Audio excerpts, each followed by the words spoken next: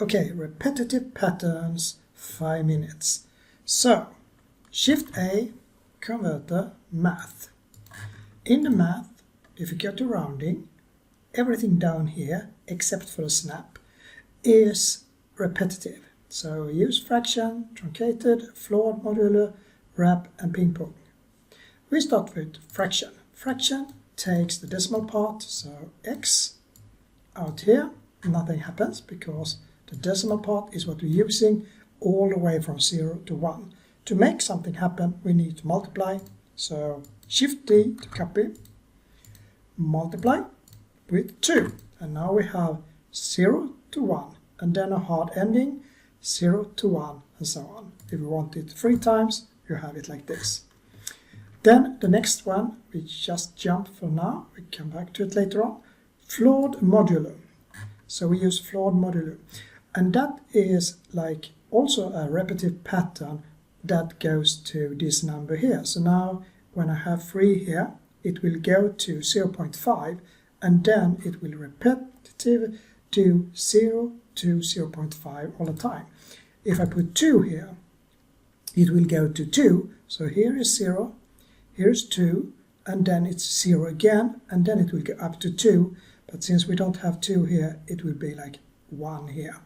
So you can change it to a very small number or to a big number.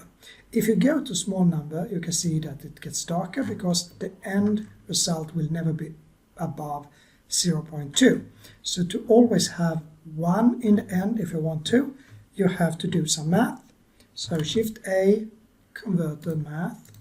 You use a divide here, put 1, and then you take the same value here and the same value here and multiply up here. So we do multiplication. So we can just take this one, Shift A, put it here, put the multiply, drag it here, and now we need a value in that is the same. So Shift A, input, value. So if I now take that here, and I change this value, you can see that now it doesn't get darker. You get the same whiteness all the time. It's meaning that it goes from 0 to 1, even if the value out here is like 0.2, or in this case 0.4. So this little extra thing with the divide here and the multiply here will assure, so it always is 0 to 1 when you're using the floored modulo. If I then show the truncated modulo, you can see no difference. But if I go here and do a negative number like this, you can take -2, and I use the floored modulo, you can see nothing happens. It is looking okay, but with the truncated modulo, it's all black, because truncated modulo will also give the negative result back. So the floored modulo will always give the positive, but the truncated modulo will give the negative back as well. So in this case, if I now add an absolute here, you can see that it's not just 0, but it's really negative values that goes here. So negative values now are positive since I used absolute. But that is the difference between the truncated modulo and the floored modulo. Continue.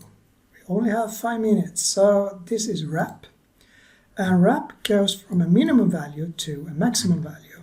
So if I have 0.1 here and 0.5 here, then we get the repetition of the value that comes in between 0.1 and 0.5, and then it continues with the repetitive pattern 0.1 to 0.5. And that means I only get 0.5 out, so I need to do this math here as well. So I need to put this in here and do this 0.5. And now you can see whatever I do here, it has the same grayscale, because the ending will always be 1 since I do this. However, the starting point will be what I put in the max value here. So if I put it to 0.7, you can hardly see anything, but if I put it to 0, you can see that it's got 0. If you use max as a low number, it will go on the one direction. If you use it as a high number and the min as a low number, it will go on another direction. And finally we have ping pong. And ping pong is just from 0 to a value and 0, and the value out is that value. So same thing here, use that and put it in, and you will get 0 to 1. So that is really it's even more than 5 minutes, but hopefully you've got a very quick explanation. So I say bye for now and see you in the next chapter.